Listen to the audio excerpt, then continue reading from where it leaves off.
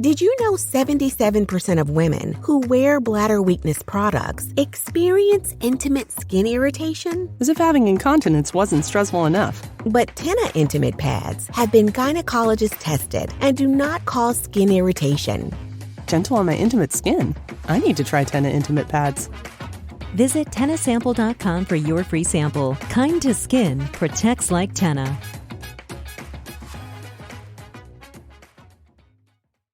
Welcome to the Boneyard with Steve Roberts, and as always, I am your good friend and host, Steve Roberts. And here on the Hump Day edition of the Yard, college baseball season, regular season is nearly over. We'll preview the Tennessee series later this week. That's going to be a real challenge for Mississippi State, as you guys are well aware. Bulldogs really have their backs against the wall, and there's still a possibility they could make Hoover, but those chances are pretty dire when you consider the quality of competition headed to Duty Noble Field this weekend.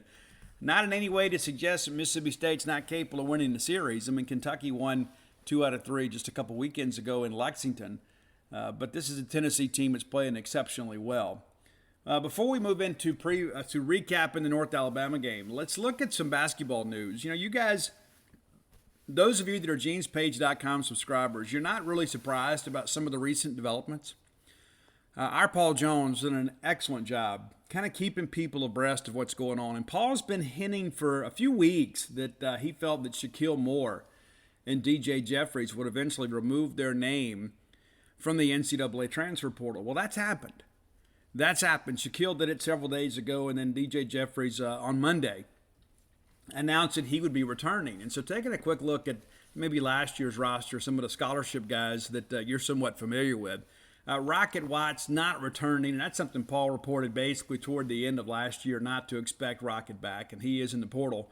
Iverson Molinar did enter the NBA draft and is now signed with an agent, so he won't be back. Javian Davis, the former Alabama transfer, now back in the portal again, looking for another opportunity. Cameron Matthews has already announced that he'd be back, and Cam Matthews is kind of that grunt guy. I think a lot of Mississippi State people really kind of identify with Cam. Not necessarily the most talented scorer, but a guy that really gives you good minutes, a great defender, a guy that does a lot of the grunt work. A lot of little things that kind of make a basketball team move forward. Cam Carter, of course, has moved on. Garrison Brooks has exhausted his eligibility. Anderson Garcia also has moved on. DJ Jeffries is back. As I mentioned, Derek Fountain now headed down to LSU. What a mess that's going to be at LSU. And that's not in any way an indictment on Derek. It's just a situation down there looks to be pretty dicey, shall we say, with this NCAA investigation beginning to wind down. Justin Rumpf, a walk-on from Birmingham, Alabama, product of Hoover High School and Southern Union State Community College, has announced that he'll return to Mississippi State next year. And, of course, Tolu Smith, that's probably the biggest piece, getting him back. I'm excited about men's basketball season. Excited on the women's side, too. But, here's the deal. Chris Jans, I think, was the perfect fit for us. If you look at his career, his pedigree, kind of his path to Starkville, in many ways, it kind of is the Mississippi State story. This is a guy that in many ways has been discounted by many of the national folks. But here's the deal. Chris Jans is a guy that's gotten more out of less throughout his career. And I think he'll do that here. I think he'll have the ability to recruit at a higher level perhaps than he has at any point in his career. And I think we're going to play a pretty exciting brand of basketball this year. Now, what's our team look like this year? I think that kind of remains to be seen. Paul Jones does the biscuits 5 days a week, and 4 days a week, excuse me. And a lot of that is just, team news, but also, too, basketball recruiting along with some football stuff, too. And Paul says there's 2 spots left in this class. And so State's still kind of tracking a couple transfer possibilities. And if you want those updates, you need to subscribe at genespage.com. We'll kind of let you know what's going to happen generally before it happens. And, batting average is really, really good. We do the bones, too. I do those. Those are always football recruiting. And with college baseball winding down, I'll be full-time football and football recruiting basically until college baseball begins again here, in February. So we'll do some fall baseball scrimmages and things like that. But the reality of it is that there's a lot of inside information at times that you need to know, and we believe we always have it over genespage.com. And we're not 100%, but the reality of it is that, again, this is a situation here that genespage.com subscribers have been expecting because of the reporting that we've done on the website. And again, Paul has a real passion for men's basketball. And, I can tell you from having some conversations with Paul, based on, he recently had a one-on-one interview with Chris Jans, kind of talking some basketball. I can tell you there is a lot of optimism among people that really love Mississippi State men's basketball, that we have, number one, made the right hire, but number two, that we are going to be trending in a much more exciting direction here sooner rather than later. And I think getting those guys back is important. These are guys that are familiar with what it takes to compete in a Southeastern Conference, and they could be interesting pieces. DJ's a guy too that at times plays out of control, but what does he look like in the framework of Chris Jan's system? He will find a role for that guy, and I think DJ's a guy too that could find his niche in this system. And at the end of the day, I think you look back and now you start feeling, hey, we've got enough pieces back. We're doing well in the portal. We've got a good recruiting class coming in, so it's not like we're just kind of starting fresh. And there were a lot of people, that was kind of the fear, when we announced a hire and all these guys go in the portal. But now you're starting to see some of those guys come back, and some other guys that from the very beginning just decided, I'm going to stay and stick this thing out and see how things go. So there's a lot of optimism, let's just say that, and I think that's well placed. I really do. I'm excited. I really am. And there have been some years, obviously, that I have gone into men's basketball season not very hopeful. Last year I was very hopeful. I thought we definitely had an NCAA tournament team. We just never quite got there. But, again, we make a coaching change. I think we're on the right path. I really do. And so, again, come check us out at genespage.com. You'll be glad you did. Let's thank our friends at Bulldog Burger Company. I'm a big fan of Bulldog Burger Company, and I was long before they were sponsors of the show. I was a patron of that fine establishment before they sponsored the Boneyard. Very grateful that they do. But I tell you this, it's so great to partner with a winning organization, and that's really the case at Bulldog Burger Company. I have so many people that reach out and say, hey, Steve, I'd never tried Bulldog Burger Company, and I always heard you talk about it on the show, gave it an opportunity, and now it is a regular dining event for us. I just had somebody yesterday say, hey, I went to the Ridgeland, Flowood, Central Mississippi location, great food, great service. Not the least bit surprised. Ian Few doing a great job down there at that location. That's a guy that knows the Bulldog Burger Company story really, really well. 3 great locations to serve you. University Drive here in Star Vegas, Gloucester Street there in Tupelo, and, of course, that Lake Harbor Drive one there in Central Mississippi. Be sure and go check them out. You'll be glad you did. Have the spring rolls as your appetizer. They will make you better looking. It's science. I mean, sometimes I'll eat them, and I look in the rearview mirror. I look 20 years younger. And I'm a young-looking guy as it is. Forget the gray in the beard. I look young. No matter what anybody tells you, we both look great. Bulldog Burger Company, the place where people go to meet. M-E-A-T. All right, let's talk about this North Alabama baseball game. I'm not going to be the self-loathing Mississippi State guy, but it could be the last game we win this year. Could be. State now, a game under 500. We're going to have to win this series to get to 500. And that's the thing, too. You start thinking about how deep we got to go in the tournament. I mean, you got to be 500 to make the show. So we'll see how things progress. But, again, just one day at a time. State wins the ball game last night 14-4. Let's break it down for you. We'll get started. Cole Cheatham was the starter. And Cole just got a lot of the plate early on. And it's not like he went out there and walked the ballpark. But, he was the guy that was, around the plate. They knew it. They jumped on some pitches. Give them some credit. They made things very difficult. And Cole's been good for us. He really has been. Early in the year, he was out for a variety of reasons. We're beginning to kind of see some things happen for him. And, the thing that I go back to, there are a lot of people out there and say, oh, this team has just quit. There's no way Cole Cheatham is quitting. The guy's been dying to get on the field the entire year, and it's his first collegiate start. The guy's going to go out there and give you his best effort. It didn't work out the way he or we had hoped, but I've got high hopes for this young man. This is a guy, too. You remember that nightmare of a game in Missouri? It was Cole Cheatham that goes in there and kind of shuts people down and then had a couple of really good performances after that. So my hopes are high for him. Hopefully we get him for a full year next year, and I think that he's a guy that can really help us. But, last night, and again, not the way that he wanted to start, gives up a single back up to middle on a 2-2 count. Then, again, we get a 1-2 count on Thrasher, and it's a fly out center field. And then Holman, a 1-0 count, singles back up the middle, chases to run home. Daniel walks on a full count. Hudson singles the first pitch he sees into left field, chases in another one, makes it 2-0. Sinjwald, 0-2. We catch too much of the plate here. He singles back up the middle. That loads the bases. We get Cook to strike out looking, and you think, okay, we got a chance to get out of this thing. Let's go get in the dugout. And again, it's a 2-strike count. Another lengthy at bat. Goes all the way to a full count here, and then we give up a single right down the right field line that scored 2 more, makes it 4-0. So again, I look at this, we're getting ahead of hitters. We're not getting into a lot of disadvantaged counts, but we were looking to get ahead. They were jumping on some early pitches and counts, taking some very aggressive swings. Sometimes it worked out, sometimes it didn't. But he leaves down 4-0, just pitches 2/3 of an inning. That may be a bigger issue if we were playing Tennessee. We were playing North Alabama, so we knew we were going to score some runs, and Chris Salamonis kind of said as much in postgame. I think we all knew we'd be able to score. Drew Talley comes on. I thought, Drew is a guy, too, that's been up and down a little bit, too, but more up than down as of late. He gets a 1 pitch out there. Jensen grounds out to Cam, and I think Cam's played pretty well defensively this year, too. Cam James sometimes a convenient target by some of our fans. I'm a Cam James fan. Has he had the power and RBI numbers this year that you expected? Probably not, but his batting average is up. What is he, 9 home runs right now? He's 1 away from double digits. Maybe he can get 1 this weekend. But my hope is Cam James comes back, and whether that means playing an outfield spot or back at third. I think Cam James is a guy that can help us. All right, bottom 1.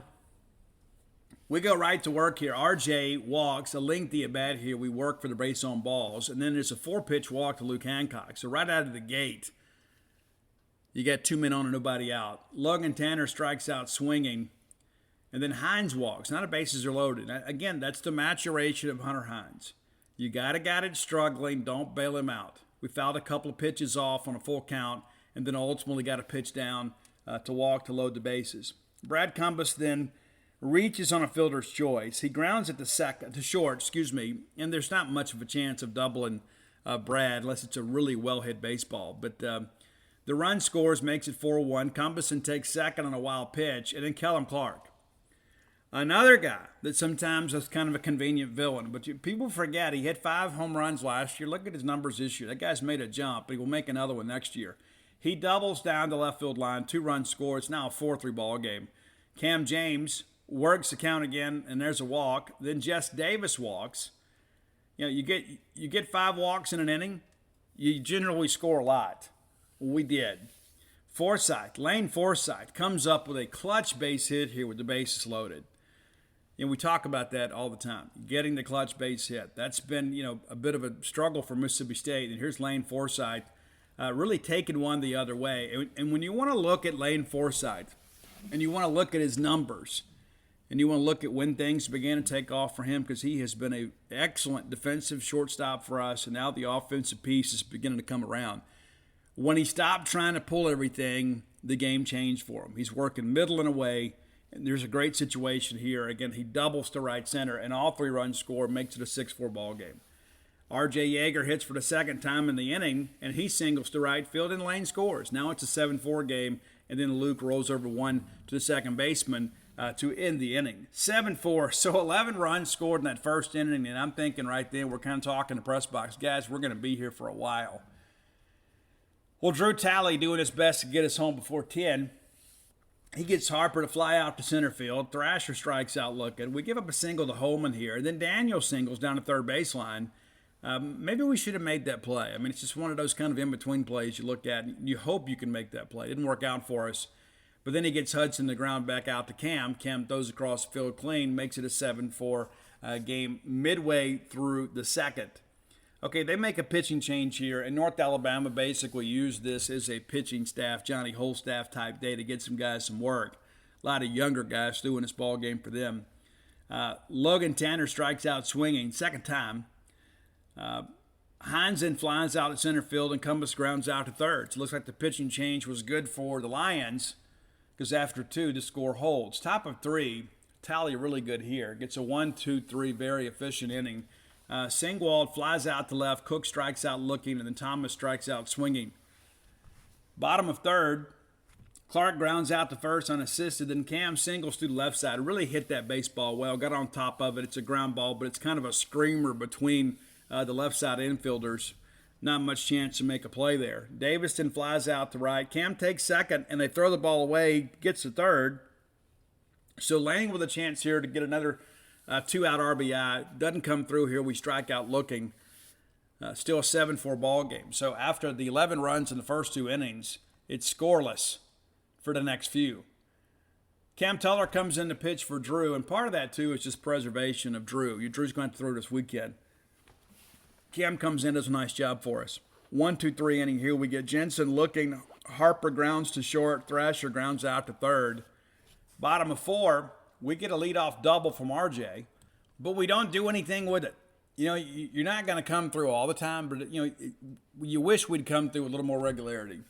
They make another pitching change, bring in Will Morris, and he gets the first 3 hitters he sees. Hancock flies out to short left field, and the shortstop runs that down. LT flies out to short right. Second baseman runs that down. Really a nice play, a diving catch there just outside of the bullpen. And then Hines strikes out swinging. So good sequence there for Will Morris. Not really a great segment for the 2, 3, 4 hitters in the Bulldog order. All right, top of 5. Cam Teller still in the game. We give up a leadoff single, and then Daniel lines out to right. Hudson strikes out swinging. The runner goes here, and it looked like we threw him out. They call him safe. They review it. They say he's safe. I didn't see enough on replay to overturn. And then we get Sinjwald to strike out swinging. All right, bottom 5. State expands the lead a little bit here. Cumbus flies out to the second baseman down the right field line. And this may be the play I remember. It's a sliding catch there. LT's made us spin a little can of corn out there to short right. Kellum Clark, then a lengthy at bat, really works the count well here, spoils some pitches, and then gets the walk. Cam James pops up to the catcher in foul territory. They make another pitching change, bring in Lundgren. He immediately hits Jess Davis. He gets 5 pitches into the AB there, and then walks Forsythe. So now all of a sudden the bases are loaded. We've got a chance to really break this thing open. They bring in Eminer, and he walks Yeager, forces in the run, and then Luke strikes out swinging. A big hit there gives us some separation here in the middle innings. You say, well, 4 runs is 4 runs. Yes, but this is North Alabama. You'd like to be able to execute a little more proficiently here, especially in a midweek game. All right, top of the 6th. Cam still dealing pretty good here. Cook singles up the middle. We get a strikeout swinging of Thomas, and Jensen grounds into a 5-4-3 double play triggered by Cam James. All right, bottom of the 6th, this is when State kind of removes all doubt. LT singles to center field on a 2-0 count and really blistered that baseball. Really hit that baseball well. And that's the thing, that when LT is really rolling, to me, it's not when he's hitting the home runs. And I know he's a guy that has some power. He led us in home runs last year with 15. I think he has 7 so far this year. But when LT is really rolling, he's working gaps to gap. He's a guy that works the middle of the field, and he blistered this baseball. Hines then doubles to left center, and LT goes to third. And then Brad Cumbus with a big blow here hits a 3-run bomb to left center. You talk about a guy that's taking a jump. It's incredible. It's now 11-4 State. Kellum Clark walks again. That's a sign of a maturing hitter. You get all emotional and you think, hey, man, the season's over. We're already up 7 runs. Let me just swing for the fences here. But instead, I'm not going to get up here and chase pitches. We had an aggressive swing on a 2-0 count. We fouled that one back, but ultimately get the walk. Cam James, again, singles to the left side. Almost a replay of the hit the previous at bat. Just gets on top of the baseball, rifles it into left field, sends Kellum to second. Davis strikes out swinging. Forsythe strikes out swinging. You hate to see that. And both of those strike 3 swings were just not competitive. And I was very frustrated at the time, too. It's like you never want to see bad baseball. And Jess and Lane have both had some big moments for us, probably Lane more so than Jess. But you want to see quality at bats. Neither one of these really were. But it's part of it. It's not like it's going to change at this point. Of course, Yeager didn't get the single to shortstop to load the bases, and then Hancock comes through with a big 2-out base hit here. Really single back up the middle. Really nice lick here, too. It wasn't like it was one that just kind of bled through. The ball was rifled back up the middle. A couple runs score here to make it 13-4. And then LT pops up to the third baseman. All right, so 13-4 now after 6. Top of 7, Mikey Tepper comes in to get some work in place of Cam Tuller. And again, Cam Tuller did a good job. Harper walks, lengthy at bat here. And then Thrasher grounds into a double play on the very next pitch. And then Holman strikes out looking. So, yes, we do get the leadoff walk, but pretty efficient pitching shortly thereafter. Bottom of 7, Hines flies out to center. Cumbeston singles to the right side. Took that ball the other way. Again, nice job of stealing. Nice job of hitting. He tries to steal second and is thrown out. And good effort there. But, yeah, he was out. Really nice throw from the catcher. Then Clark hits an absolute blister of a ball right at the second baseman. And that, he's had some tough luck this year, too. I mean, there are times that Kellum Clark gets the case of the atom balls, and that's really been here the last couple of weeks. Even though he's had some hits, there's some balls, his outs are still loud. That's encouraging to me. Top of 8, Daniel lines out to right. Then Hudson doubles down the right field line. Singwald grounds out to second. Hudson takes third, but we strand him there as Cook grounds out to first to retire the side. Bottom 8, State walks it off here. Cam James opens with a walk. And then, hey, Braylon Skinner, who entered the game in place of Jess Davis a little bit earlier in the ball game, gets down 0-2 in the count, but then, rifles one in the left, takes it the other way, really hit the ball with some authority. Cam goes around to third. Leggett then walks to load the bases. And I thought we had a couple of, home run swings here. But, here's the deal. With a runner at third, I'm just trying to get something I can elevate. Give me a routine fly ball to left, and this game is over. So, I know he's trying to be a good situational hitter here. And the good thing is he doesn't chase. We get to a 2-2 count, and he gets back-to-back balls out of the zone. So it walks to load the bases, and you feel like here with nobody out, no matter what Yeager does, other than a pop out on the infield or a strikeout, we ought to be able to score the run. And he gives one a ride to deep center field. The runner tags and scores, and State wins 14-4. All right, let's look inside the numbers here. And, again, outside of that first inning, Bulldog fans, if you drive around this great country, you'll see that there is still very much a shortage of quality employees. America's workforce is not back to its full capacity. Not exactly sure for all the reasons, but bottom line is some of my favorite businesses having a reduction in staff, a reduction in hours, and in some cases a reduction in services because they can't find quality applicants. Maybe you're in that situation. Let me recommend our friends at Indeed. It's INDEED.com. Indeed, a hiring partner that can help you find the applicants that best fit your unique skill set. A lot of people out there having to hire people perhaps that aren't the most qualified or perhaps aren't prepared for that job just to have somebody. Go through this screening process with Indeed by using this Instant Match program. One of the best things about that Instant Match program is you get the people that best qualify for your job. And there's some incentive for that too. Go to Indeed.com/Boneyard. And because you're a Boneyard listener, they're going to give you $75 off. They'll give you a credit right there out of the gate. And you only pay for the applicants and the resumes that you use. Use it today. Get your business back to full staff and capacity at Indeed.com/Boneyard. Introducing Under Armour's Infinity High Sports Bra. Its ergonomic design is molded to support the natural movement of your body. With cord-out padding, the better breathability eliminates extra bulk without sacrificing support. And quick-dry padding is Under Armour's fastest-drying padding yet. When you're lifting heavy, running fast, and pushing yourself further than ever before, you need a bra that will help you go that extra mile and make you feel your best. Shop the Infinity High Sports Bra now at UA.com. State pitched it pretty well. And you said, well, Steve, it's North Alabama. Yes, it is. But at the end of the day, I just like the fact these guys are throwing strikes. And, just 2 walks on the night. Just 2 walks. And that's been our issue, too. Regardless of who we play, we've kind of walked our way into some adversity here. And Cole, even though he had the bad first inning, just the 1 walk there. And that was, again, after a lengthy at bat. So 35 pitches for him. And again, the better days for Cole Cheatham are ahead of us. I've seen enough of him to realize he's a guy that's going to be able to help us. Drew Talley, credited with the win, works 2 1/3 innings. Allows just 2 hits, no runs, no walks, 3 Ks. You got to love that. 26 pitches, too, so he hadn't hurt himself. Basically serves as a bullpen. Cam Tuller then, 3 innings, 2 hits, no runs, no walks, 4 Ks. And that's been, kind of the, up and down nature of Cam Tuller. And again, maybe this is a level that he can consistently compete. But, when he's able to throw his breaking ball for a strike, and when you got a guy throwing 90-91 from the left side, and then he can throw that breaking ball for a strike, it's able to keep people off that fastball. Sometimes that fastball flattens out a little bit, but when Cam has the complementary pitch, he is a guy that can be a real piece for us. The problem is that he can't always harness that breaking ball, and he ends up walking guys. He didn't last night.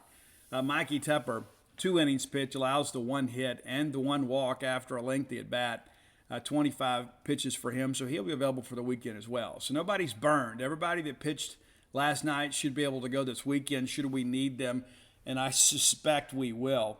All right, State walked 11 times last night.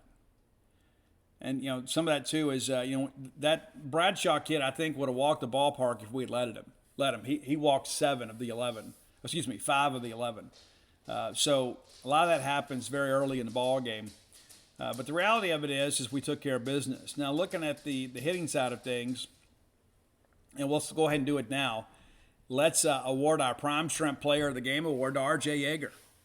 R.J. Yeager. And Prime Shrimp, always a hit with you and your family. If you haven't tried them, go to primeshrimp.com. You'll be glad you did. 4 great flavors to choose from. I like them all. I am probably a little more partial to the French Quarter Alfredo because of the fact, I can warm up some fettuccine noodles, and next thing you know, I've got, French Quarter quality cuisine on my dinner table. The cool thing about it is you order from them. It's a very well-packaged situation where they send you the box of shrimp. It's very well cooled, so it can afford to sit outside in the Mississippi heat, even in the summertime for a day. It'll be okay. Your food's not going to spoil on you. And you do get a money-back guarantee as well. If you don't like it, you get your money back. How many food companies are going to do that for you? Be sure and check them out today. They are a New Orleans-based shrimp company.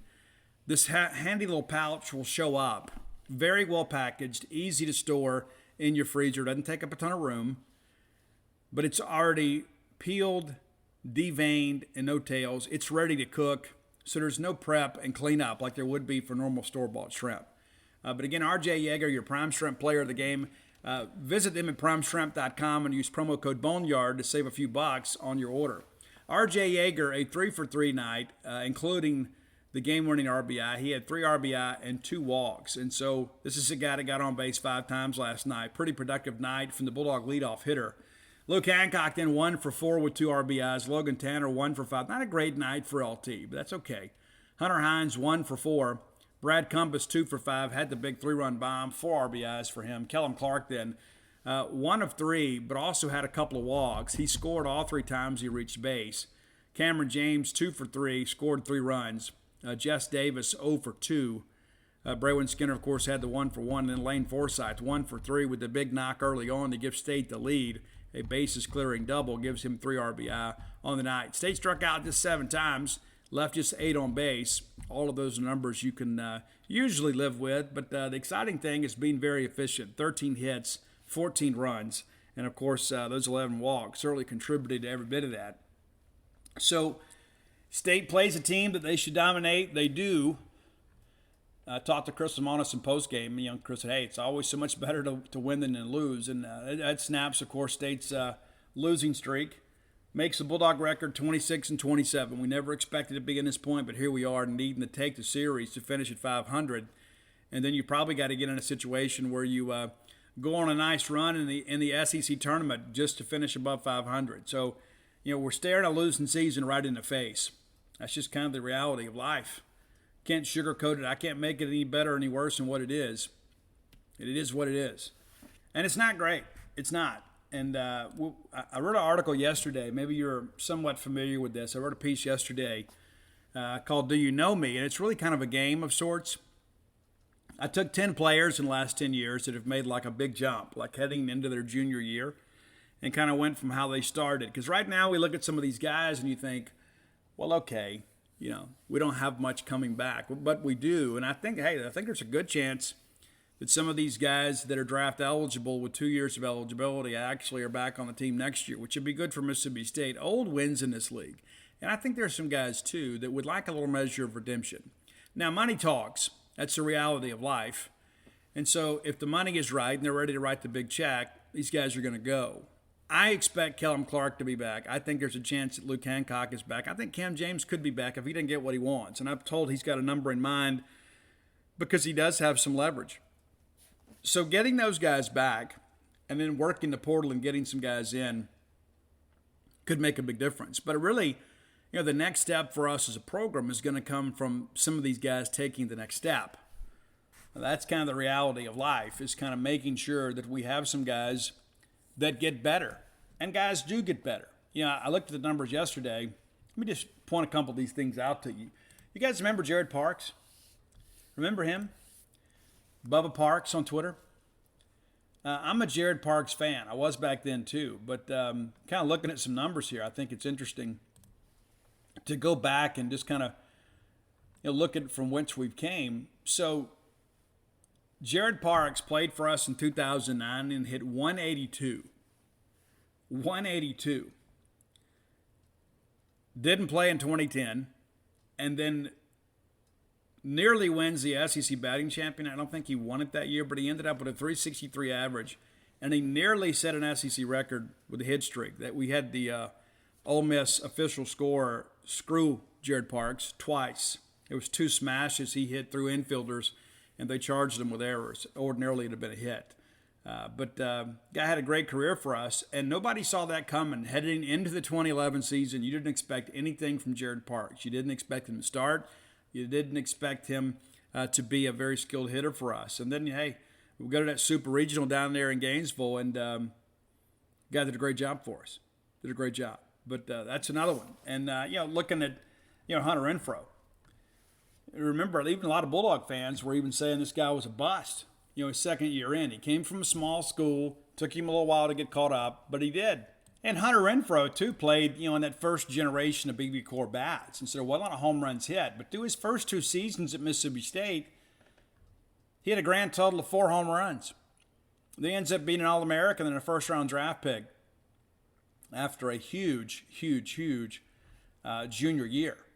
And so we'll see how things progress. But there's some guys out there that are going to get better, and you make a lot of your improvements in the summertime and in the fall, when the scores don't make the paper. So we'll see how things progress. But, I'm confident in this staff. I'm confident in these players. And, again, we need more of them. We need some guys to get better, and we need some good guys to come here and be a part of this. But this is not going to be a trend. I expect Mississippi State to be right back in the NCAA tournament next year. I think there are a lot of people, too, that have gotten kind of a dose of humility. And I think you understand, too, really the balance of power is so fragile. And that's really why you commend guys like Dave Van Horn. They've done such a good job here in recent years. But let's not forget, in 2016, the Arkansas Razorbacks were dead last in the SEC West. And you recall, we swept them the final weekend to clinch the SEC championship. They were not in contention. It was us and Texas A&M, but it wasn't a great year for Arkansas. And then they bounced right back and have been great ever since. But, it happens to the best of us at some point. You don't like it when it's happening to us, but the reality of it is you go back and you look and you begin to think, hey, at some point we all get a turn on the frustration train. Arkansas in 2016 was 7-23 in the conference and posted a losing record 26-29. Awful. That year, Auburn 8-22 in the SEC and 23-33 overall. Just a couple of years later, those guys are in Omaha. Same thing for Arkansas. And so it can go south very quickly, and it can turn around very quickly. Very quickly.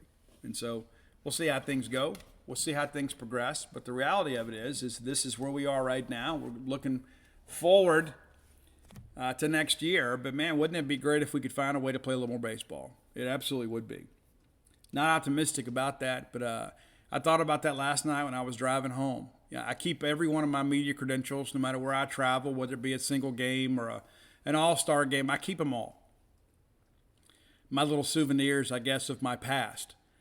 And I thought about that last night as I was taking my credential off to get in the car. I said, I'm going to take this credential off just a couple more times this year. And it makes me kind of sad. It really does.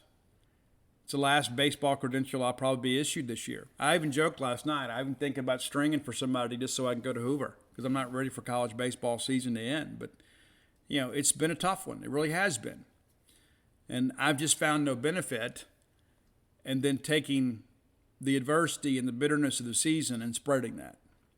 It's just, I can call a spade and say, hey, this is the reality of our situation, and still support Mississippi State. And at the end of the day, some folks don't know how to really share or verbalize their frustration in what many consider a healthy way. But we all want the same thing, and that is for Mississippi State to win and Mississippi State to win big. I know that's what I want. I know it's what you want. And I believe next year we're going to be back in a situation where we can have some winning baseball and compete into an NCAA tournament, and we'll see what happens kind of beyond that. All right, let's thank our friend Blair Chandler at closewithblair.com. Recently informed me, top 1% close ratio back-to-back years. How about that? So it wasn't a fluke. It's a trend. So he was among the nation's elite last year. He's among the nation's elite this year. No rebuilding year for Blair Chandler. You can visit Blair at closewithblair.com. That's C-L-O-S-E with Blair, B-L-A-I-R.com. Blair, a mortgage professional to say the least. And there are a lot of people out there competing for your mortgage lending business. There are a lot of loan officers out there. Work with a mortgage professional. 21 years of experience in the industry. Got its license to practice in multiple states. And maybe you're at the borrower that says, you know what, Steve, I've tried a lot of traditional lending opportunities and just hadn't worked out for me. Give Blair a chance to help you. Many people are overextended these days, have a lot of revolving credit card debt, would like to be able to kind of get off that train, consolidate that down to one monthly payment, stop living paycheck to paycheck. Maybe you made a mistake and lived above your means and now you're paying for it. Let's get that corrected and get back on track with a nice refi today. Or maybe you're looking to own a home for the first time. Maybe you don't know much about the process. You need an experienced guy like Blair Chandler to help you through that. Give Blair a text or call today at 601-500-2344. Again, that's 601-500-2344. And that's his personal cell number. That's not going to some office desk or some receptionist or an 800 number. That's going directly to him. And if you mention to him you heard about him on the Boneyard, he's going to pay for your appraisal. It's about a $500 value. How cool is that? Outstanding, right? There's so much out there in life that people say, hey, we'll give you this if you give us this. I mean, the fact that Blair's willing to pay for your appraisal says a lot about his desire to have your business. Again, that's closewithblair.com. All right, we didn't do an album list on Monday, and you guys appear to like these album lists. The live album list was didn't get top 10, but it's a top 20 list for us. How about that? So I'm going back to one of my favorite bands in the 80s. And I know some of you young bucks are thinking, I'll go ahead and hit fast forward now. Well, here's the thing. I think you're doing yourself a disservice. The band is Great White. I've met these guys. Mark Kendall, the lead guitar player from Great White's in recovery. He and I have had multiple conversations about recovery. I remember a time on the Let It Rock tour back in 1996. I met those guys at a bar in Lafayette, Louisiana. And I got invited backstage by the photographer that found out I was in recovery. He said, there just kind of talking. Said, hey, Mark and some of the guys like have a little AA meeting, after the show. Why don't you come? And so I went, had a chance to visit with those guys. Mark Kendall, of course, had lost a ton of weight at that point. And just said, hey, I was wasting so much time and energy, chasing beer and chasing a drunk and that sort of stuff. And I should have been spending my money and taking my kid to Chuck E. Cheese. And so I feel a sense of kinship with Mark because he is a guy that's in recovery. And when I saw them in Biloxi here a couple of years ago, I reminded him of that. He was nice enough to say that he remembered. I don't believe that he did. But he was a guy that did a great job. But he did tell me he took a little bit of an opportunity to go do a little more research. But I've been sober now, I guess, 12, 13 years. And so I don't think he'd mind me sharing that with you. But this is a guy I think is still doing it at a high level.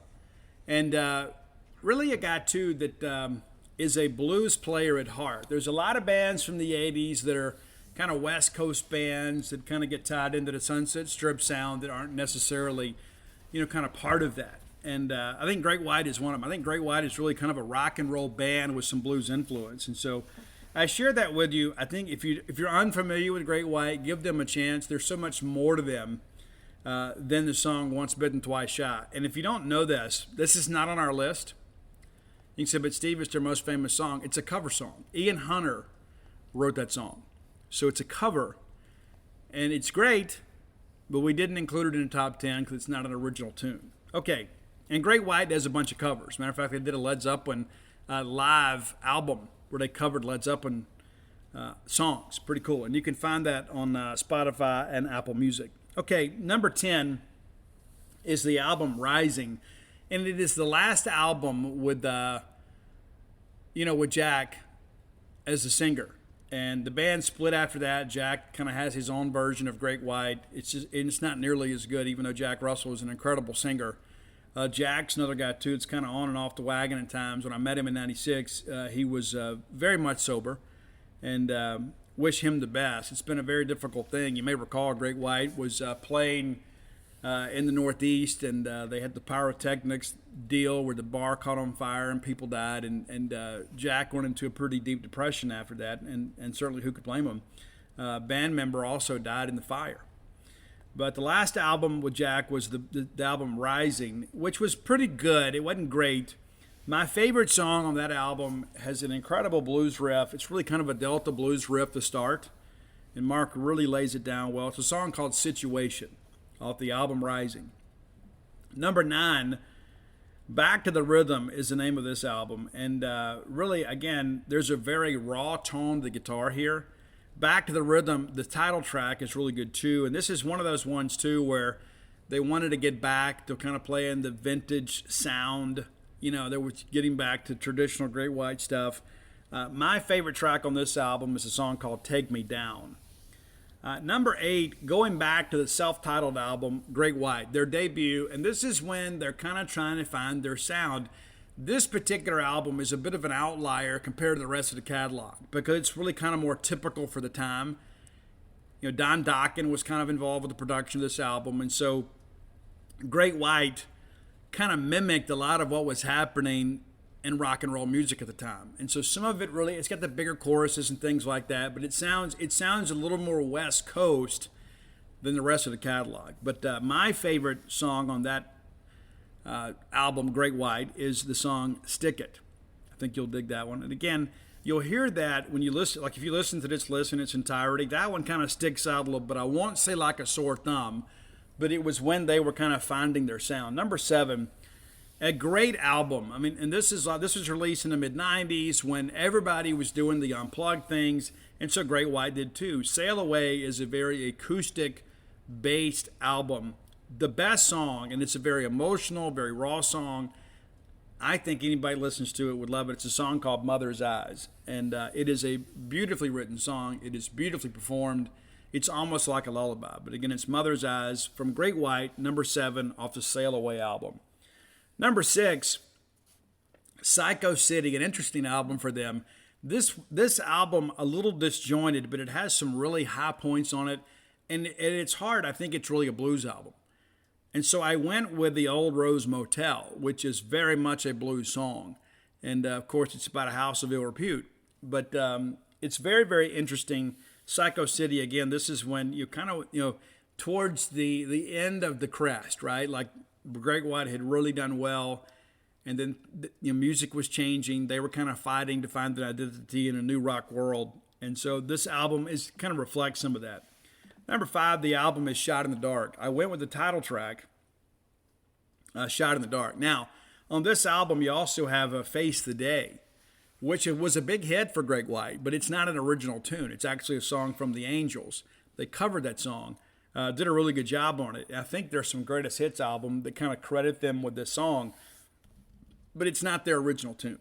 But Shot in the Dark, title track, really good one. Number 4, the album is Hooked. Pretty interesting album art on this one, to say the least. Drew a lot of controversy and a lot of complaints. Basically, you've got a nude woman being pulled from the ocean on a 3-prong hook. And so a lot of people were upset about that, said it objectified women. All that withstanding, no matter what they had on the cover, this is a really, really good album. And again, it's when I think Great White, it's vintage Great White once they kind of identified their sound. And so I went with my absolute favorite song on that album, and it's one of my favorite songs in the Great White catalog. It's a track called Call It Rock and Roll. Love it. That's a good timing song in every aspect of the word. All right, number 3, I think, and I may be in the minority, and that's okay. But the album Can't Get There From Here. That's your number 3 album. I think that album is great. And it got released a little bit too late. If this album had been released in the late 80s when heavy metal kind of run the show, I think this would have been a massive album. And there are so many great songs on there. Ain't No Shame to Be Loved. It's just incredible. Saint Lorraine is great. They're just probably the first half of that album is probably as good as Great White can be. I mean, it is absolutely phenomenal. But I went with the song, the lead track and the first single off this album, a song called Rolling Stone. And again, it's about recovery. 2 wrongs making a right. I was Rolling Stone, but that's what it's about. It's about looking back at life of debauchery and said, you know what, I'm doing good now. And maybe that's why the album is so impactful on me. But they were clean and sober when they wrote it, and I think the music reflects that. All right, so here we are. The top 2 Great White albums. And I think we'd all agree these are the top 2. You probably may disagree with the order because so many people love Once Bitten, Twice Shy. But Twice Shy is the number 2 album for me. It is not number 1. And I went with House of Broken Love as my single. I think that is a very emotional, a very raw song. I don't know all of the the story behind the lyrics, but it is a very relatable song. I think at some point we've all felt that way. But that Twice Shy album, I think it was one of those things too. It is a great album, but also too, I think in some respects it maybe, just maybe, had some filler that was kind of masked by the fact that it had that massive hit with Once Bitten, Twice Shy. It's their best-selling album. It's 2 times platinum. When I look at this thing, there's some great ones on there. Mr. Bone is great. That's kind of a playful little song.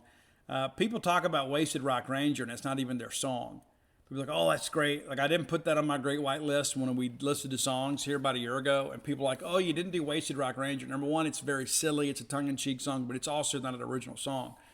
But the Angel song was also a huge hit for them. Huge. Absolutely huge. All right, number 1 album for me, and to me it's not close. It is the album Once Bitten, which was, if I remember correctly, their 3rd studio album. They had a self-titled album and then Shot in the Dark, and then they really kind of found their groove with Once Bitten. Now, this is one of those albums. There are 9 songs on this album. I would say 8 of the 9 are bangers. Now, that's pretty good efficiency right there. And that's kind of what pulled me in. Because I knew the singles, but then once you start listening to the album, you realize there's really not any filler on this album. It starts Lady Red Light, that opening riff from Mark Kendall on Lady Red Light. It's a song about cheating, but that song is phenomenal. Gonna Getcha is a playful song there at number 2, really good one. All Over Now is the final song on side 1 because we used to buy cassettes back then. And then Mistreater, the lead track on side 2, that is incredible. I've heard them play that live. I wish they played it all the time live. Never Change Your Hearts on the Gray One. Fast Road is really good. On the Edge is probably, On the Edge is just, that's the one that I look at, even though it's the second longest song on the album. That's when I'm a little bit, okay, it's just okay. Save Your Love was a massive hit for them. That's back in the power ballad era, but that Save Your Love song stands up to this day. It's not really kind of limited to the time. But the number 1 song for me, the best song on this album, I think the best song in the catalog is Rock Me. It is, the album version is over 7 minutes long, and it doesn't feel long enough. There are 2 incredible guitar solos from Mark Kendall on this album. There is the regular solo, and then there is an outro solo that is absolutely phenomenal. There were a lot of people that bought this album, and it maybe didn't go quite as well as I think it should have. It goes platinum in the United States, but considering some of the crap that was out there at the time, I really think Great White should have been a bigger band. And I think one of the reasons why they're still playing today, and while perhaps they didn't have the commercial success that some of their contemporaries did there in the late 80s, is that Great White wasn't following trends. They didn't have all this makeup on. They didn't have these, crazy,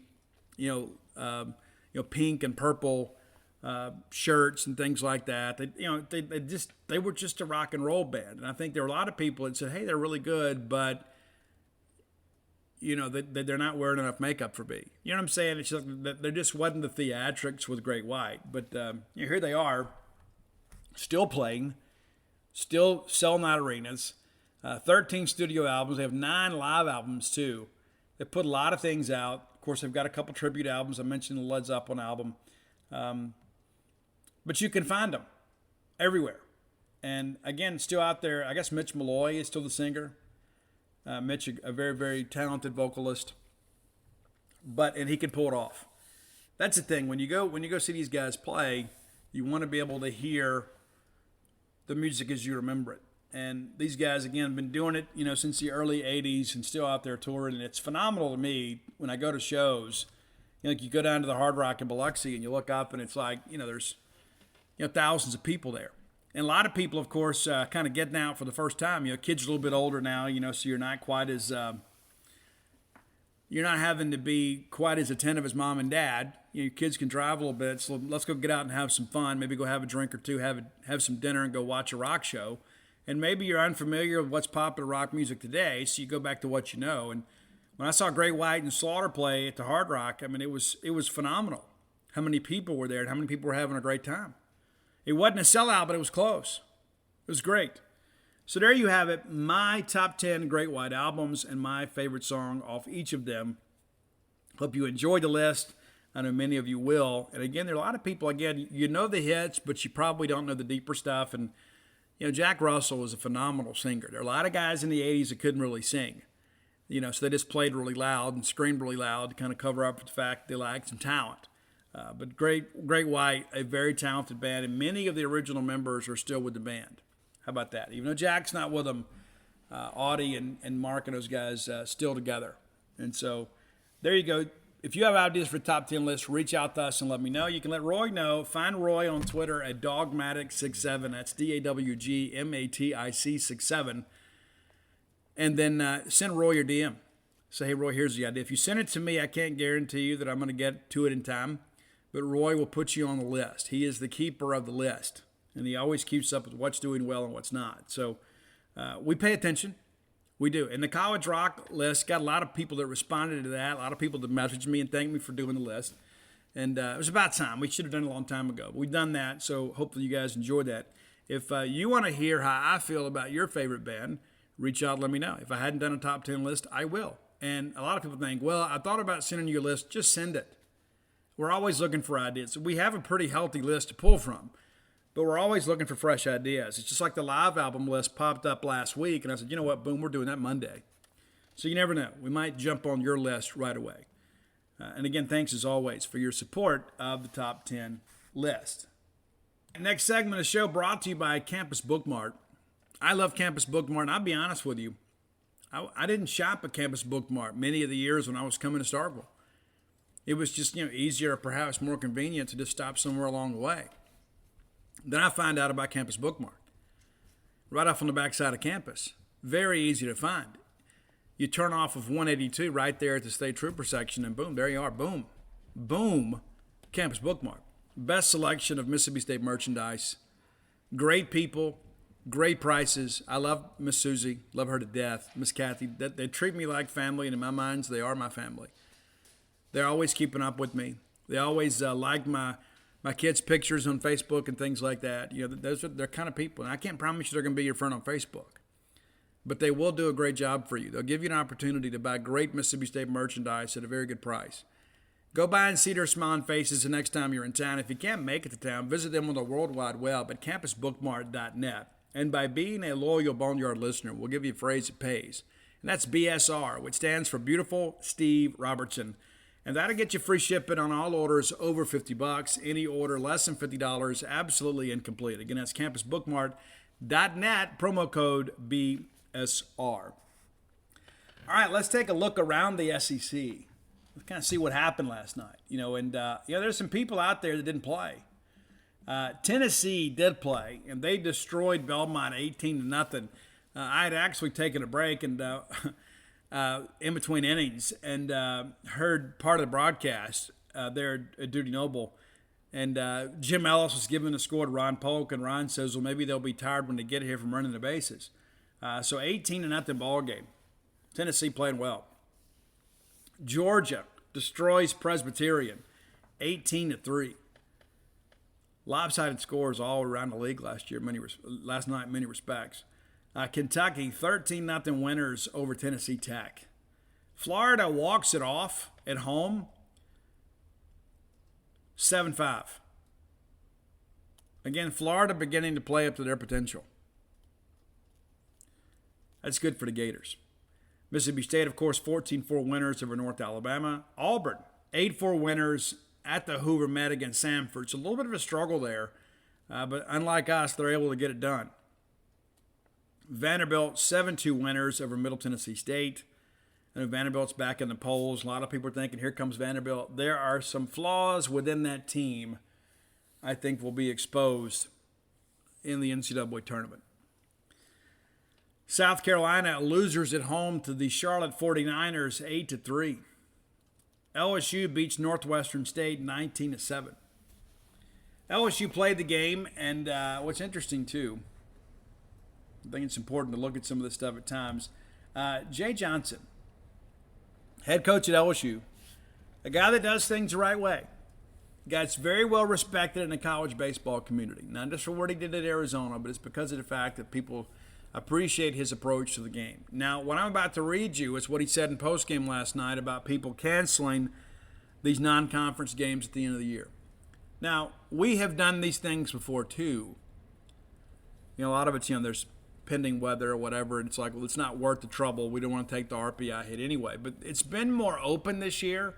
And then, of course, Jim Slosnagel at A&M comes out and says, hey, we're not going to play this game because it's going to tank our RPI. And a lot of people said, hey, I admire the honesty. Well, sometimes we're being honest about things that don't exhibit good character. I'm a firm believer in if you schedule the game, you play the game. Maybe you should schedule better. If you're trying to get guys work in that last weekend of the season, it's probably not good to have a game. Maybe play that game earlier in the year when you can let your younger guys get some innings. Because let's be honest, at this point, everybody's kind of arm weary anyway. Do you really need to play a Tuesday game before the regular season finale? Because chances are that series is going to mean something to you. Why wouldn't you want all your arms on deck? Now, they will be for State because of how we managed the game last night. But you understand my point. But Jay Johnson, head coach at LSU, says this: you guys are going to think I'm nuts, but tonight was the most important game left on our schedule relative to things we want to do in postseason. I'm glad we got that one out of the way. From an RPI standpoint, you don't want to lose home games.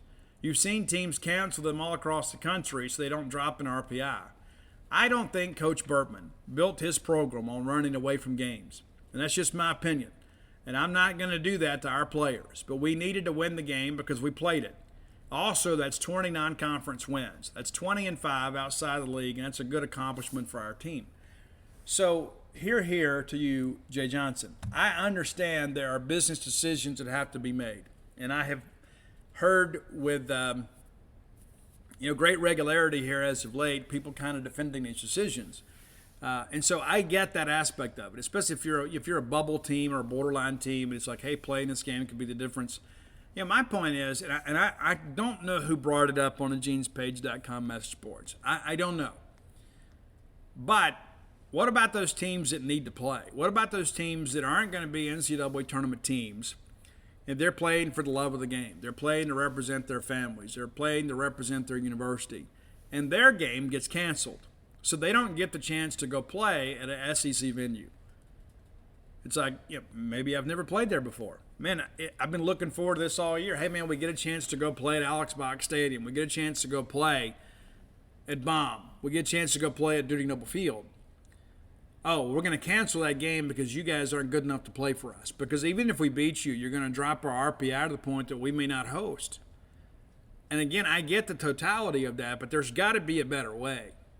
And then somebody brought this up and said, what if the NCAA selection committee passed a rule and says, hey, we're going to drop your 3 lowest RPI wins. You get no impact on your RPI. Kind of like, how you have the teacher to throw out your highest and lowest grade. We're going to throw out your lowest RPI wins, and I think that prevents some of this from happening. Now, some people would say, Steve, nobody's going to come to that game anyway. It's better for the university just not to even staff the game. It's like, hey, we're going to have all these people here. Sometimes may have more staffers here than we have fans. And I get that, the economic side of it too. But, when I think about what's the right thing to do, well, the right thing to do is to play the game.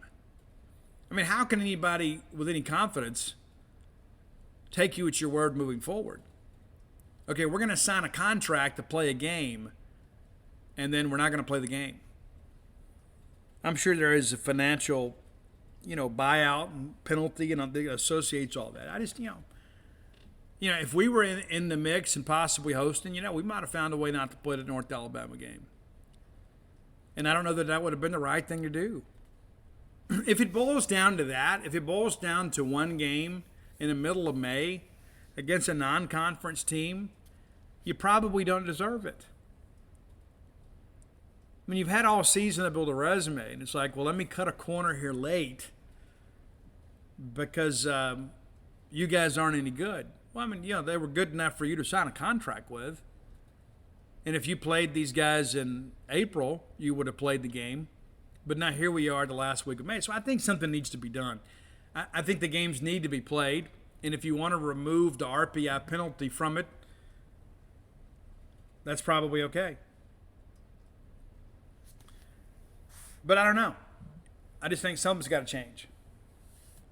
All right, so let's take a quick look to the schedule. We get today off, and then we're right back into playing SEC baseball this weekend, and it all starts on Thursday. So there's a lot to kind of keep up with, and so let's look at what we have.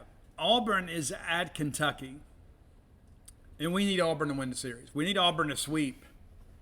That would be best for us if Auburn could sweep Kentucky. And I don't know that they can. I mean, Kentucky's playing a little bit better as of late. Kentucky probably going to get a game. Auburn needs to sweep.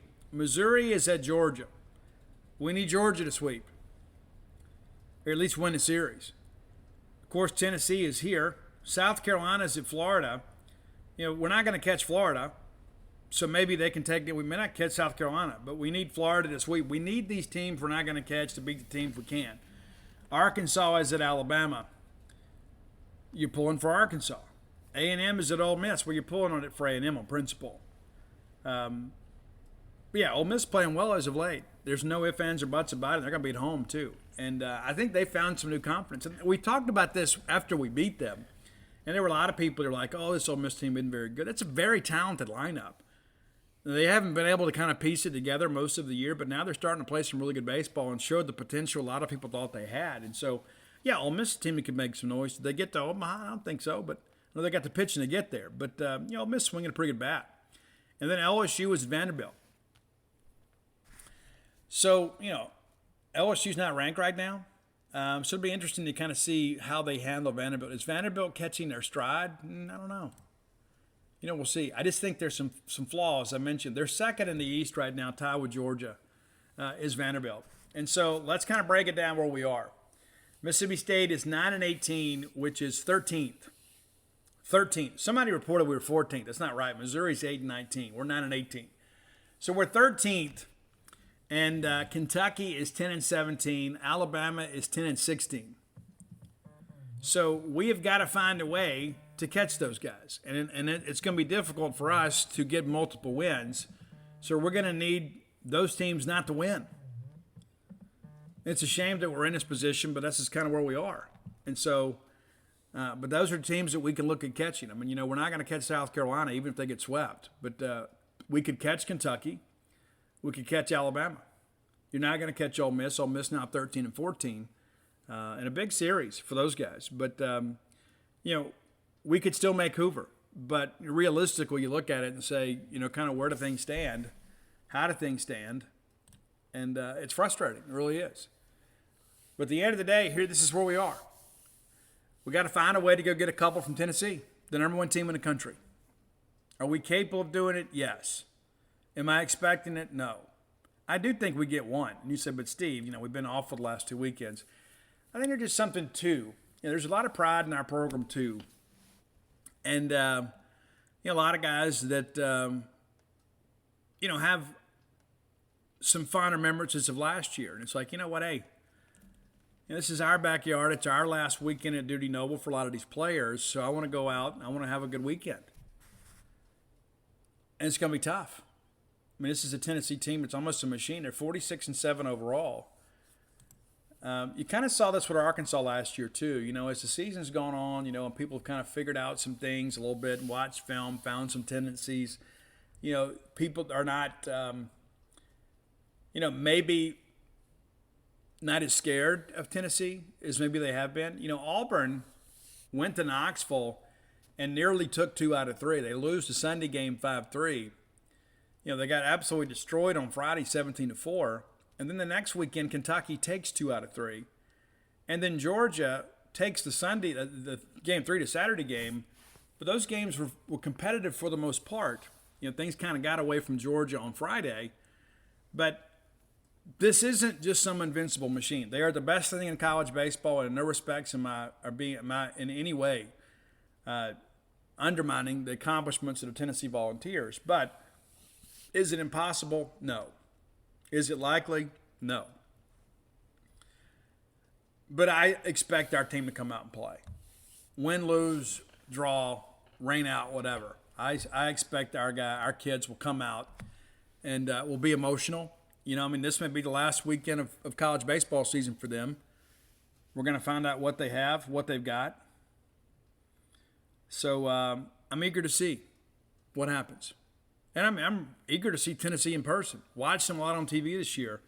Very eager to see them put a team on the field at Duty Noble Field. And so the fun gets underway. We expect our rotation to stay the same. We'll play at 6 p.m. Thursday, 6 p.m. Friday, and then 2 p.m. on Saturday. Hope that you can come out and be a part of that. And listen, here's the deal, too.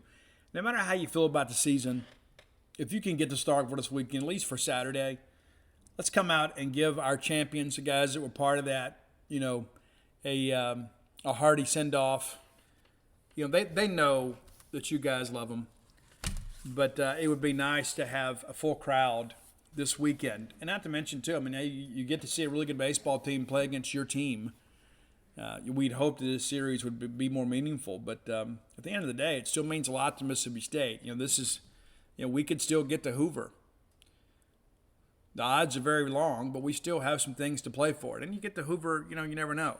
We're not going to get an at-large bid. And I think we can all agree we don't have the pitching to win the SEC tournament. But, crazier things have happened. And that's absolutely the truth. Crazy things have happened before. So let's just get out there and go try to win the game today. I think there's a song that says that, win the game today, associated with Mississippi State. So let's go out there and see if we can make some things happen. All right, it's time for the final segment of the show. We're going to talk some college football recruiting today.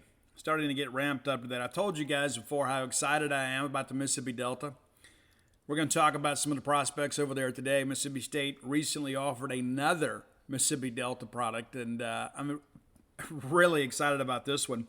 This segment of the show brought to you by your friends at Portico. Brooks Bryan, former Diamond Dog, and that sounds difficult to say because I think that's a lifelong designation, but Brooks Bryan, part of a pair of Omaha teams in the late 90s, one for Polk and one for Coach Pat McMahon, 97-98. Matter of fact, Brooks robbed a home run to send us to Omaha.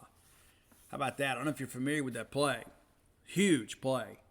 One of the biggest defensive plays in Mississippi State postseason history. And Brooks Bryan, the architect of that play. Brooks involved with a great group. It's bringing a wonderful residential development to Starkville, Portico. Easy to find. You turn off 82 on the 12 like heading to campus. The very first right is Pat Station Road. Boom, there you know. You're at Portico. Phase 1 completely sold out. Still got some time to pick out a lot and some house plans for some custom builds in Phase 2. Already got several houses already under construction. You can have one of those. Maybe it's your primary residence. Maybe it's your ballgame weekend retreat. Maybe you think, you know what, one day we're going to retire in Starkville. Let's go ahead and start planning that. You're going to want to jump on that now. You want to go ahead and get ahead of the game. Portico, the newest in construction, and it's all Bulldogs. All Bulldogs are part of this great group, bringing this wonderful residential development to town. You can start with a 2-bedroom, 2-bath home, go all the way up to a 4-bedroom, 4-bath home. Maybe you've got a growing family. Maybe you want to have a place the kids can always come to when it's football or baseball season and have somewhere to stay with family. How nice would that be to have a place and say, you know what, when the kids come home, rather than having to get a hotel and pay some ridiculous rate, they can stay with mom and dad. It's a cool thing. Reach out to Brooks today for more information, 601-416-8075. Again, 601-416-8075. Brooks played with Chris Lauderhouse, and Chris Lauderhouse ran into a friend of mine in Memphis just last week. How about that? Got a text. It was Sunday night. A buddy of mine, Sam, was hanging out, runs into Chris Lauderhouse. How about that? Pretty incredible. They're Diamond Dogs everywhere. So do business with Bulldogs when you can. And that's who is revolving around all of this. That's who is kind of putting this to be, is a group of Bulldogs making Starkville a better place to live. 1.1 miles away from the Mississippi State campus. Great.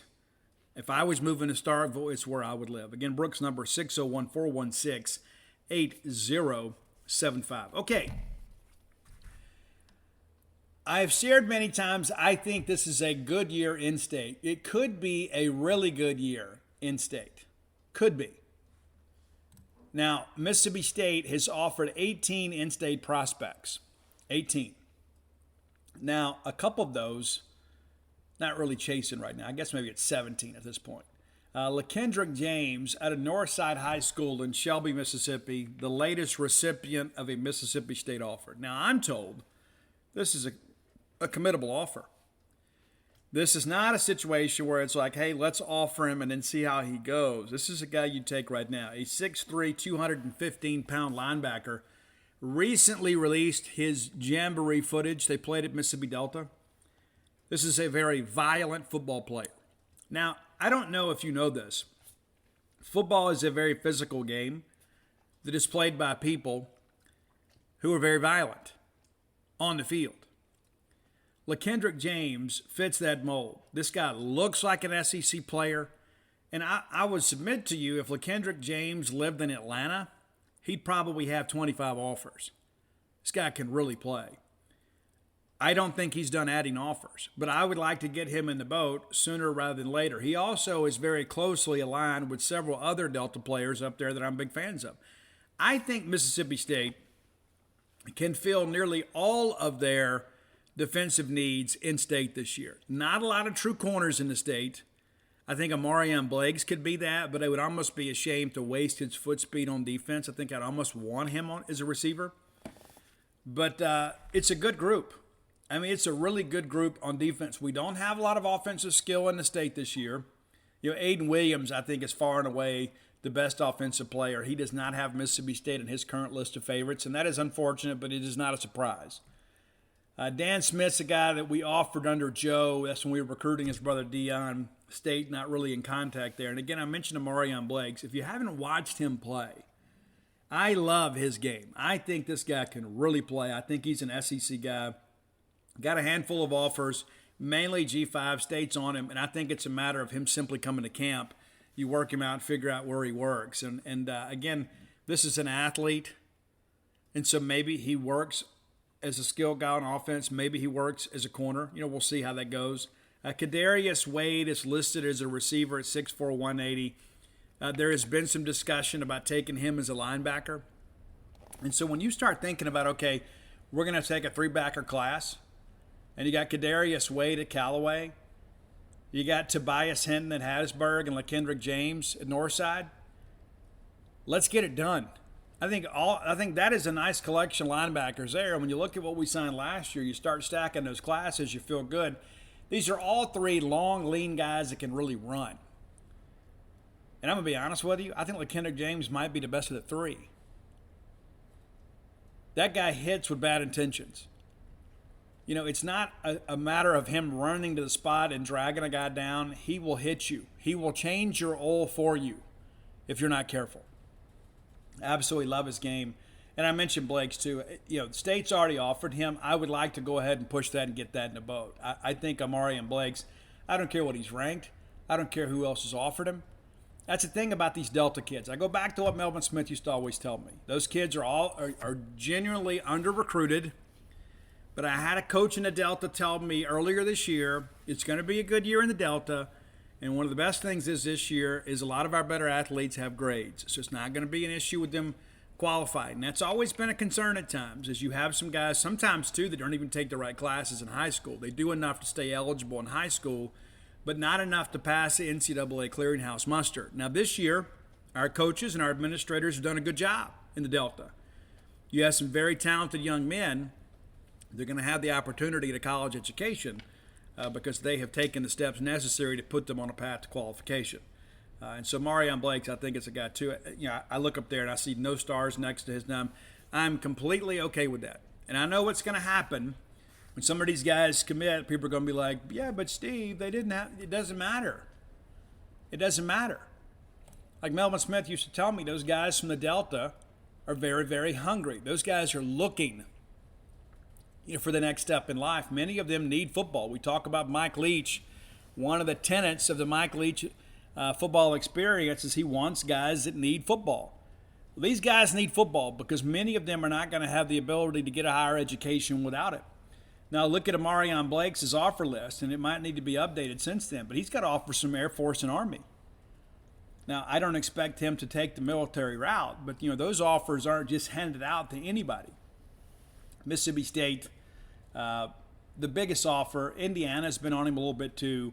Memphis, South Iowa, and some others. But he's got Air Force, Alcorn State, Army, Austin Peay, Colorado State, Fordham, Mississippi State, Navy, Penn, and a couple other smaller schools. And so you look at that offer list doesn't just scream SEC, but the film does. The film does. There's no question. I think when you go watch his film, you're going to be pleasantly surprised. I do think ultimately that he ends up being a Bulldog. And that's a guy from Shaw, Mississippi, McEvans High School. I need to get over there. I need to plan a trip soon, go over there, get some up-to-date pictures, spend some time with these guys and kind of find out what's going on with them. And I'll report back. I'll probably do that here in the next couple of weeks. With college baseball season ending, I need to get on the road and go see some guys. And I look forward to doing that. It's always a lot of fun to go do that, kind of take the show on the road and get some information and get some up-to-date pictures from some of these guys. So we'll go drive the state, make some things happen. Now, Dante Kelly, we've talked about him on the show before too. 6'3", 203 pounds. He's listed as an athlete. I think he's probably a backer, could be a strong safety type. But I wonder what's going to happen, when he gets in a college weight room and puts on 10, 15, possibly 20 pounds. You don't see a lot of 6'3", 225-pound safeties. But I think you go get that kid. I don't think there's any question. We've talked a little bit, about some of these guys, but one of the guys that I've talked about consistently with you guys is Kelly Jones. The fact that we haven't offered him still kind of boggles my mind a little bit. Kelly Jones, in my estimation, and I've been doing this a few 24 hours, is the best player to come out of Clarksdale High School since Charles Mitchell, and that's saying a lot. Clarksdale has one of the best coaches in the state. Not just in the Mississippi Delta, but in the state. And Kelly Jones is a dude. There are a lot of people that look at him and say, you know what, hey, what's he going to be? He's 6'3", 200 pounds. I think he's a safety.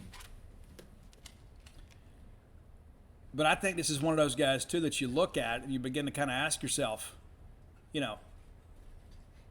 where does he project?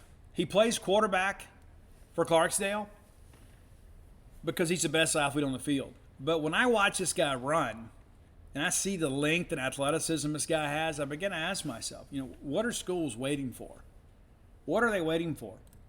And we've built a program on guys like Kelly Jones. We absolutely have. Guys that are under-recruited that are from our home state, that have a lot of family support, that need an opportunity. When I start running through this list of kids in the Delta, I begin to think to myself, hey, if you get one of these guys, he's going to go to work on the rest of those guys. I don't know who the super friend is. I don't know who the guy is that is maybe a little more influential than the others. But when I begin to think about Blakes and Kelly Jones and Dante Kelly and LaKendra James, I want all four of those guys. And I know it's not going to add a lot to the rankings, and I don't even care, because here's the deal. Rankings are an important part of the equation. When you go back and you think about the Dan Mullen era here at Mississippi State, Dan, not a great recruiter, but Dan was an elite evaluator and developer of talent. The guy took guys like these guys. And I submit to you that this collection of guys in this one region of the state are Dan Mullen kids all the way. They're Melvin Smith kids all the way. They're Jackie Sherrill kids all the way. And you go stand at that signing day press conference and you kind of grin to yourself, knowing you know something that not everybody else knows. And I suspect before we get ready to play a college football game this year, that these four young men are going to be in a Bulldog class. Now, Dante Kelly's a guy that's beginning to see his profile rise a little bit. He's got 7 offers right now. More schools are coming. The spring evaluation period is winding down, so a lot of schools have went out and collected film. He's got another SEC offer from Vanderbilt. Dante Kelly wants to be a Bulldog. We need him to be a Bulldog. I don't think there's any question about it. That guy can really play. Now, 1 or 2 of these guys may turn into rush ends for us. Maybe they're Sam linebackers for us. I think LaKendra James is a Mike linebacker all the way. He's already 215, and he wears it well. You look at him running around on film, and you say, you know what, this kid's going to be 225, 30 pounds after his freshman year in Tyson Brown's weight room. That excites me. And so when I begin to think about this class, and I know that there's always these message board experts that say, well, he's got this, and he doesn't have this. Watch the film. Watch the film. I mean, how many times have you had highly recruited kids from the Mississippi Delta? I guess we go back to Gary Green. It's probably Gary Green and Charles Mitchell are probably the last guys to come from the Mississippi Delta that were highly recruited. Then you look at guys like Bernardrick McKinney. It's a guy that we beat a junior college for. And he shows up here and then ends up being an incredible player. Should have been an all-SEC guy. Ends up having an impressive NFL career. Guy was an absolute monster for the Houston Texans. Surprised he's not playing now.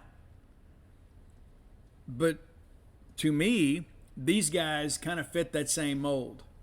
Guys tucked away in Delta towns. And I'm going to be honest with you. There's a lot of guys in college football recruiting that don't recruit those schools. Just because of the fact that there's so many of those guys that look like $1 million on the field and then, look like a minimum wage paycheck in the classroom. But that's not the case with these guys. So I think we have a chance to kind of get out here and get them committed, because it's so difficult to beat the home state school. It really is, and it doesn't matter who it is. Even the Mississippi schools, once they're committed to an in-state school and mom and dad and aunt and uncle and everybody goes out and buys a Mississippi State t-shirt, those kids generally stick. Now, Kelly Jones' situation's a little different. A lot of schools waiting to see, to get him in camp, and Alabama and Tennessee are trying to get him to camp. If Nick Saban wants to see a kid in camp, it's probably a kid I need to pay attention to, right? But I love these guys, and I think, when it's all said and done, maybe they're all mid-level 3-stars. I don't even care, because they're going to play above it. They're going to develop into 4-star players. I'm not a guy that needs to go out here and prop up our recruiting class. I think in the end, when you look back, when you look at our best teams, have been primarily teams that have been built on Mississippi guys on defense. And that's not to say we hadn't had some great out-of-state players. We have. But, you look at Montez Sweat, a product of a Mississippi junior college system, originally from Georgia, but came here, had an opportunity to get on the radar. Next thing you know, he's a first-round draft pick. Jeff Simmons, just down the road there, Knoxville County High School. Jonathan Abram from East Marion High School. I could go on and on. We mentioned Jerry Green a little bit earlier up there from Greenville-Weston. Bernardrick McKinney, from Rosafort. We've had some good players come out of Rosafort over the years. Brandon Bryant's another one. I don't know if he fully lived up to his potential, but Brandon Bryant's a guy also from Tunica. And so when we have qualifiers up there in the Mississippi Delta, we need to go get them. And again, I think this is an in-state class that is kind of really still under evaluation. I think we're still kind of catching up from the fact we didn't have camps in 2020. We haven't even really had a chance to watch maturation a lot of these players. But I suspect next month's camps, and we're only a few weeks away from that, I think they're going to be very eventful. I think you're going to have guys like these guys that show up and kind of show out. Next thing you know, they're going to be committed to this class, and people are going to be wondering, okay, well, who are these guys? Well, I'm telling you now, before it even happens, these guys can play here. I look back at some of our linebacker recruiting, and times I kind of question myself. And I said it when we committed to Tamar Rogers. I just wasn't sure about the take. Just wasn't sure about it. And he recently committed to Middle Tennessee State. Wish him the best. I just didn't think he's going to play here. I just didn't. And you start running down the list here. Let's go back and look at linebacker recruiting for last year. Javay Gilmore, Khalid Moore, and Avery Sledge. I'll take all three of those guys right now. And again, kind of built in the same mode, all of them. Javay 6'4", 200, Khalid 6'2", 206, and Avery Sledge 6'3", 210. But those are guys that can really play. So you feel good about that group. But that hadn't always been the case, though. I think in some ways we're still kind of getting over the fact we didn't recruit exceptionally well a linebacker during the Joe Moorhead era. Back in the Sawyer Robertson class, the class of 2021, you signed John Lewis. You feel really good about him. That's a guy we expect to make some plays for us this year. Deshaun Page had an incredible spring. We expect him to be a difference maker for us. Nick Mitchell, a guy still kind of under development, but of those linebackers that we took that year, I felt best about Nick because he had a little more girth. And he's still here. And, of course, Tamar Rogers has transferred. But, again, I thought that was a questionable take. And, again, that's not anything personal intended. I just think there are some kids that can't play here. And I think Tamar was one of them that was going to struggle to get playing time. I think he saw the writing on the wall after spring and made the decision. You look at that 2020 signing class, Rodney Gross, who was transferred to Arizona State, now he's back in the portal. Maybe the problem wasn't Mike Leach. Tyrus Wheat, of course, is back. It's a junior college guy, a kid originally, down there from, in the boot. They're from Amite, Louisiana. But, that's a class. We're not going to have any of those guys left kind of moving forward. You go back to 2019 linebacker recruiting. This was a group that I thought that in state we had an opportunity to go get some guys, but we didn't do well with linebackers that year. Didn't sign a true linebacker in the class. You got DeMonte Russell's a guy that can kind of move around a little bit for you. You had King Ani, who's now headed to Tulsa, basically as a defensive end, but you didn't have a true linebacker in the class. J.P. Purvis is a guy that unfortunately had the car accident. We're still kind of waiting for things to get going for him, but it hadn't worked out for us. And so you begin to think about no backers in this class, and then you sign 2 in 20, one a JUCO guy and the other guy transferred. You begin to kind of realize there is a gap between that great class we signed with Aaron Brule and Jed Johnson and Buki Watson. And, of course, Aaron's moved on now too. But you begin to think about that group, and you begin to realize that we have some spots to fill at linebacker. And when I look at this group of available backers in the state of Mississippi, I begin to feel really encouraged about our future. One of the things about those guys in the Delta II, those guys typically won't transfer. Getting a chance to come to Mississippi State and, there's a way to kind of get things done. There's a way to get to campus. There's a way to get a college education. There's a way to make a better life for myself. And I think that's an important aspect of all this. Is there are a lot of guys out there right now that have a sense of entitlement. Oh, it's going to be about NIL money. That's a good way to get dropped. And I had a college coach tell me recently there are some kids that are going in the portal collecting NIL money and then dropping out of the portal. How about that? That's kind of sinister and gangster at the same time. So when you have these guys that, perhaps are from rural communities in Mississippi, you have a chance to better your life. You have a chance to play closer to home and have your family kind of experience that with you. I think that's huge. I think that's a really big part of things. And those guys will typically stay here and be very grateful for the opportunity. And I'm not saying we got to take those kids in lieu of somebody else. I think in many respects, these are the best players available. And you can get them without a lot of fuss, and you can hang on to them. Now, if you wait till Kelly Jones picks up 4 or 5 other offers, and all of a sudden we got to take visits, and we got to go game day trip here and a game day trip there, we need to go camp here, we need to have this in-home visit there, well, you go ahead and get him committed and kind of get that thing done, because the sense that I get from talking to people close to the family is Mom wants him here. And if and when Mississippi State offers, it's going to be a very short courtship. And maybe that's one of the reasons Mississippi State can afford to kind of slow play this a little bit. Let's at least get him in camp and see, is because there's not a lot of urgency, because you realize you got Mom in your corner. But come this time next month, I think you're going to see business really pick up here on the recruiting side of things. And I think it's going to be a very Mississippi-flavored summer. I think the dog days of summer are going to be very fruitful, especially on this defensive side in the 2023 class for Mississippi State. So we'll have more recruiting updates as we kind of move forward. I don't know that we're going to have a commitment before camp. I don't know why you'd push for one right now. But, of course, if Bryce Glenn wants to go, you'd take him. Of course, Seth Davis is going to announce here very, very soon. We do expect it to be Mississippi State. But, I don't think these in-state kids you really kind of push right now. There's a handful you would absolutely take. But I think right now you kind of coast into camp and then make sure these guys kind of validate your feelings and thoughts about them, and you get them in your class and you get going.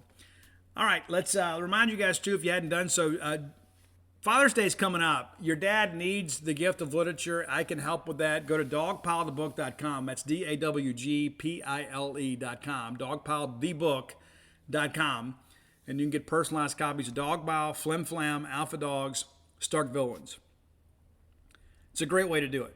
And they have me sign books about once a week or so. It hadn't been as busy as of late. We could usually get together at ball games and get these books signed. But now's the time to be thinking about it. Many of you have kind of put that off. And maybe if you've already got all the books, maybe get Dad a Stark Villain shirt. He'll be happy to have that. He's probably listened to the show and say, I'd love to have that, but it's not anything I'd buy for myself. Take care of that for your dad. You can get it maroon and white, black and white, assortment of colors. Be sure and check it out. And, of course, Stark Villains gear available at starkvillains.com. That's going to do it for today, guys. We'll see you all on Friday, hopefully recapping a Bulldog win. Not optimistic, but, hopeful, certainly, as always. I don't ever count the Diamond Dogs out. But, man, it'd be amazing if we could find a way to get a winning weekend and end the year on a positive note, or perhaps prolong the year at least another week. Until next time, let's all live our lives in a way we make more friends than enemies, and people can see a difference in the way we live. Underdog Fantasy is the fastest-growing fantasy app and easiest place to play fantasy sports. Just jump on UnderdogFantasy.com or download the app, draft your team, and that's it. And if drafts aren't your thing, they also have a pick'em game where you can win 20 times your money in a single night. Use promo code RADIO, and Underdog will double your first deposit when you sign up with up to $100 in bonus cash. Deposit $100, get $100 free. That's promo code RADIO. Terms and conditions apply. Did you know 77% of women who wear bladder weakness products experience intimate skin irritation? As if having incontinence wasn't stressful enough. But Tena Intimate Pads have been gynecologist tested and do not cause skin irritation. Gentle on my intimate skin. I need to try Tena Intimate Pads. Visit TenaSample.com for your free sample. Kind to skin, protects like Tena.